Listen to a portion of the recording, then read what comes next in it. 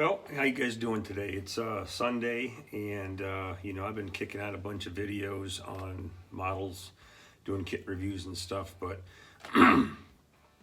try to get some more maintenance videos in for you too. And sort of need to keep it balanced. And I received some feedback yesterday that folks are like, "Hey man, what's the status on your vehicles and how are they doing?" So to be honest with you, this particular vehicle, sitting inside the mutt, okay, the 151-A2, and she drives great, but she still has a noise that is very prominent once you get it into fourth gear between 30 and 35 miles per hour.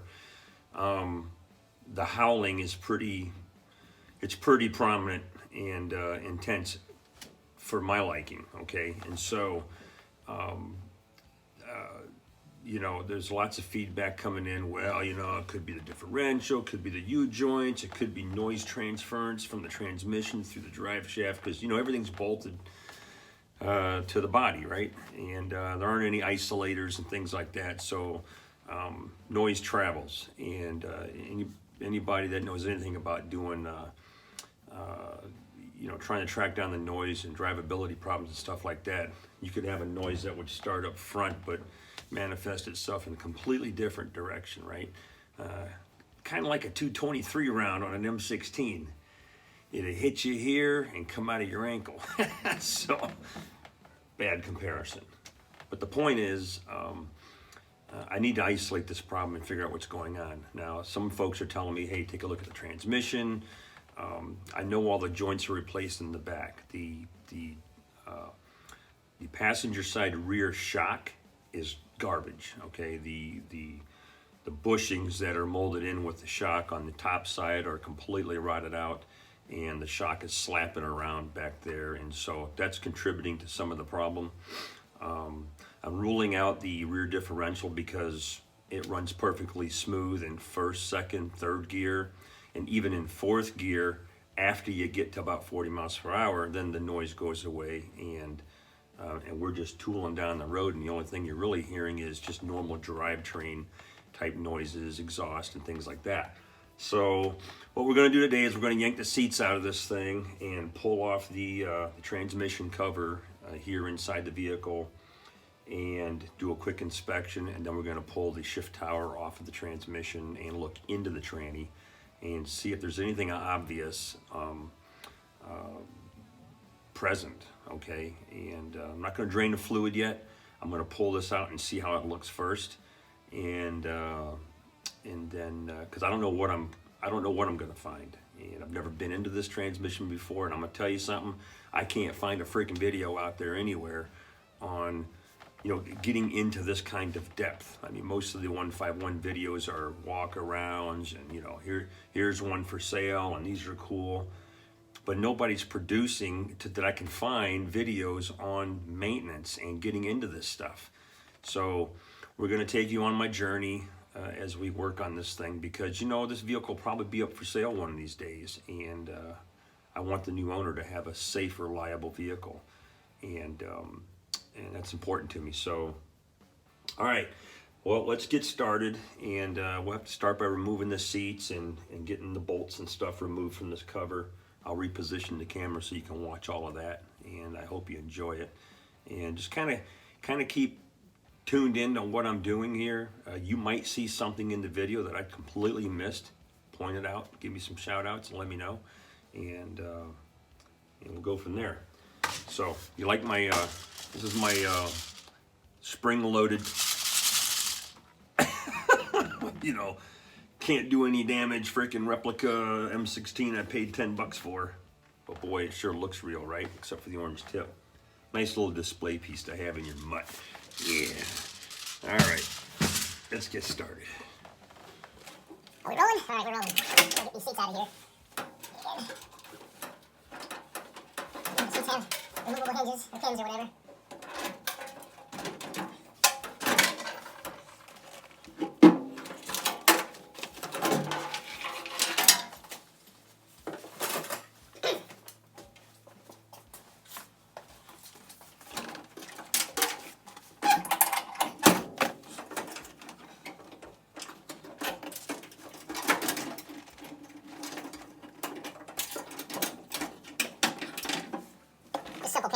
and there's little clips that hold them on, which is secured by a chain. There's one on the back side as well.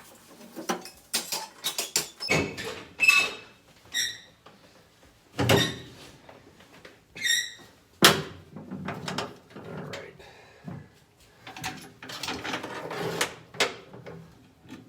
Let's get this speaker out of the way. Accessories. My friend D would call this battle rattle. You gotta have little accessories. Make your vehicle look cool when it's on display.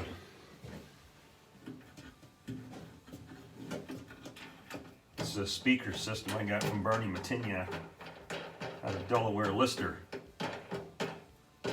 Part of some of the radio components that he helped me out with. Okay, put that over there. Pretty sure these ain't accurate.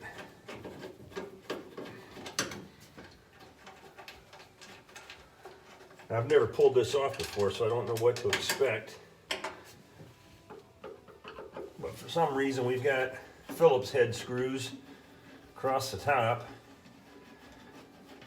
And it looks like we're running 1/2 inch. These 1/2 inch bolts.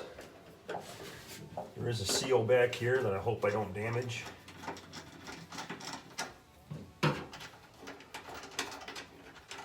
And am I supposed to have screws like this, or should it be bolts all the way around? Somebody talk to me.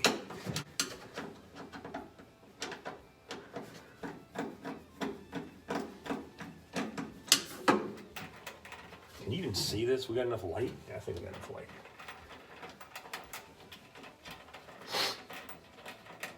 Anyways, I love driving this thing, but I just don't like that that resonating, vibrating sound. And you know, when I was climbing a hill the other day, I got to a certain incline in 4th gear, and it really made a noise. And I was like, "This can't be right."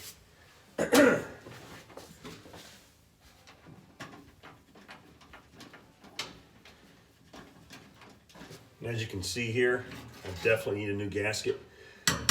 It goes under there. We got a little bit of leakage. The gasket that came with the new cap stretched, so that's not sealing properly either.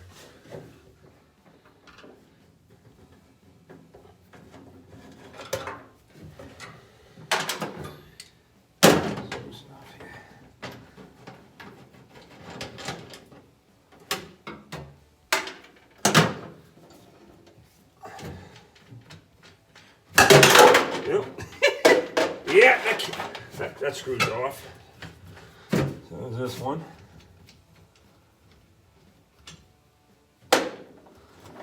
Get this rubber boot off of here. I can't imagine it just sort of squeezes on there, right? All right, let's reposition the camera.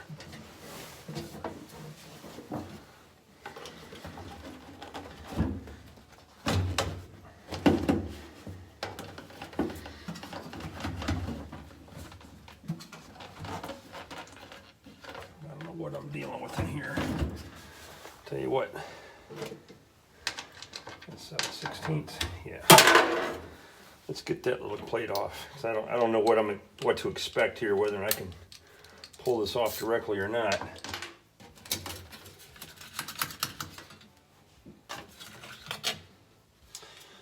Okay, there's the boot, which I guess is not appropriate for this particular vehicle. All right, these little dust shields. All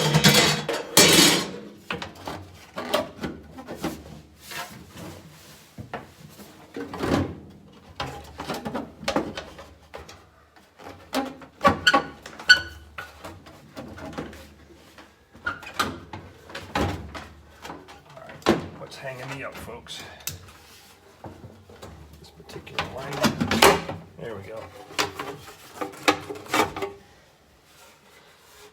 Nice.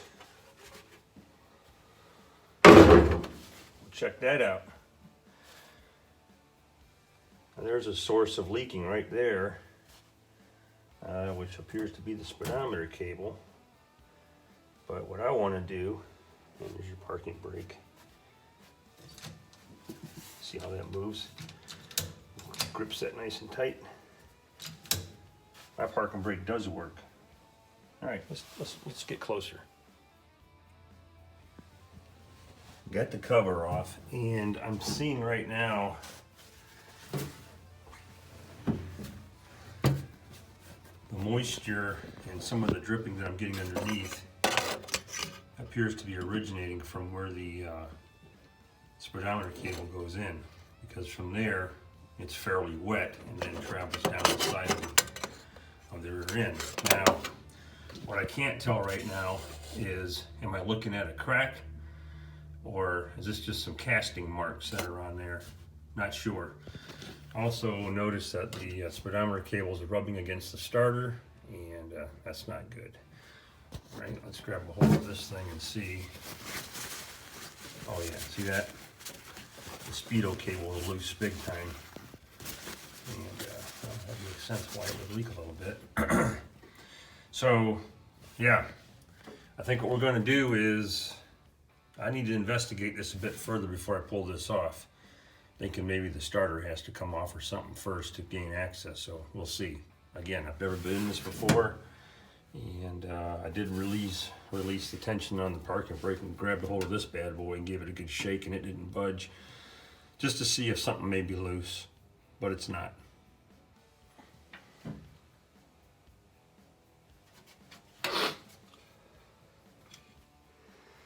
So, this whole thing is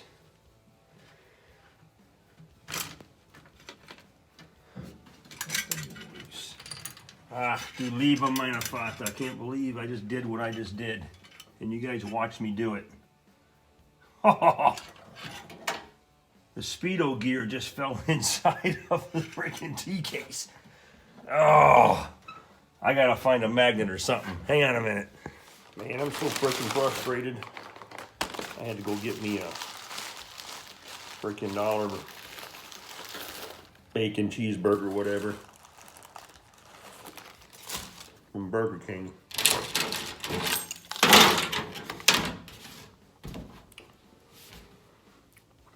So the speedo gear is inside the freaking transfer case, and the claw that I have isn't strong enough. I can get it close, I can get it up, but thing's probably this long. I've never seen one. I'll see it when I get it out.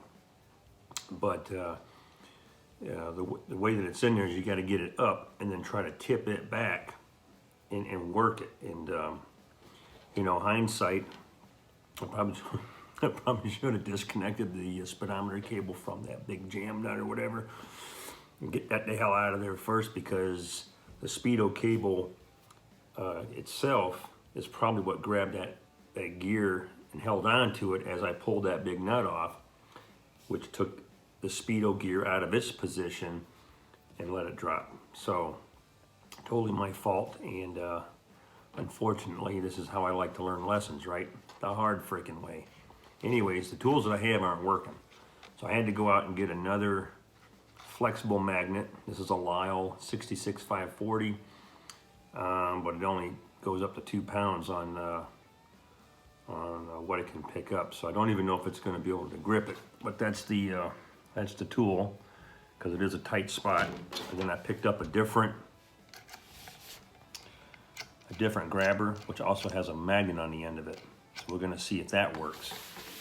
And but it's like playing freaking doctor on that little game where you're like zzz, and because you have to get it up and then get something else in there and tip it and then try to pull it, and it's just frustrating me. So I had to walk away from it, go get these tools, grab me a freaking burger, and then we'll get back on it. So just hang tight for a minute. Well, here goes nothing. Let me put you on the old camera stand. All right, don't try this at home, kids. Alrighty.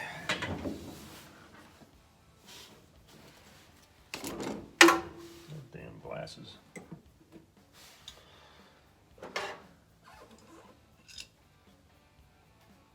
Hopefully this is strong enough to grip this thing. Oh, oh.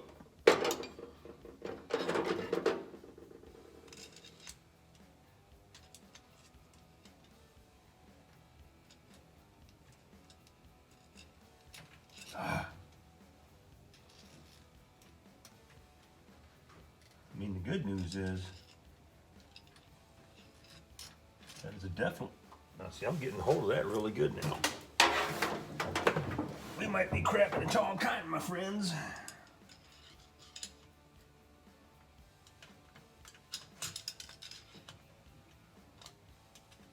Come on, baby. Get your magnet right there.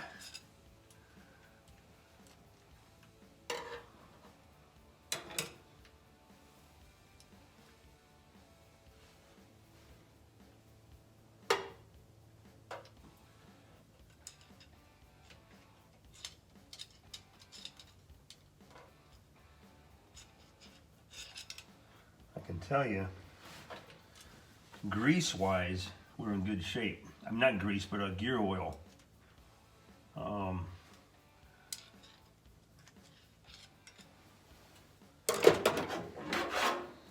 It's super clean, and the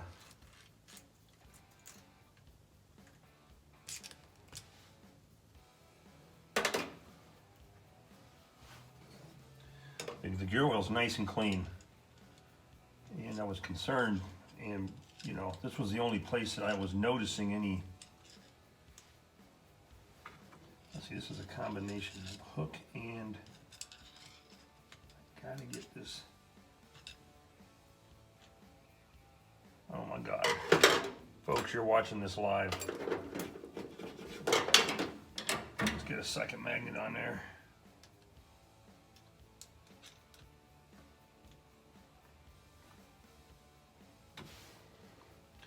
If I get this live on camera, I'm going to be shocked.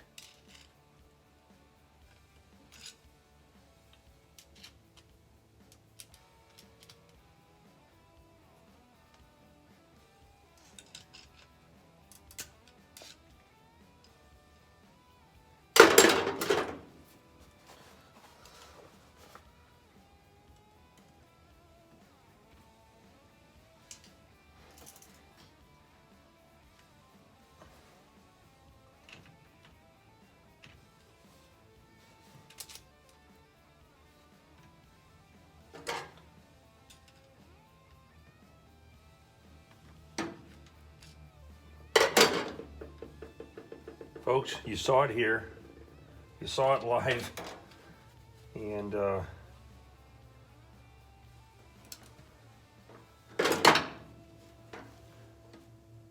there she is. So, if you make a mistake like I did, you can redeem yourself. So, man.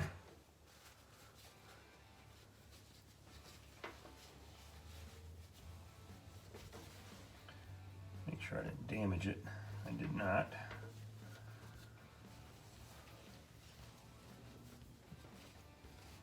All right, you see how we perform that kind of surgery? And here's what happened. I don't know if you can see this in the camera. Yeah, see, this is nice and tight to this, but this wasn't tight to that. And I need to see if there's supposed to be a crush washer on there. But what happened was is that cable in there, when I loosened this up and pulled it, slid this out just enough to get this out of its pocket, and caused me some problems. So thank God I got that out, because I was worried that I was going to have to take this apart. Cool. This is the piece here that the collar for this is pretty loose and sloppy.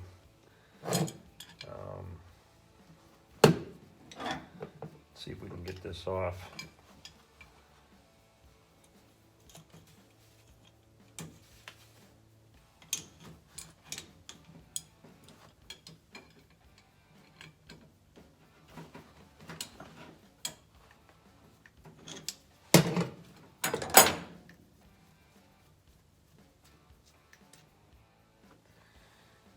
Greasy, grimy gopher guts.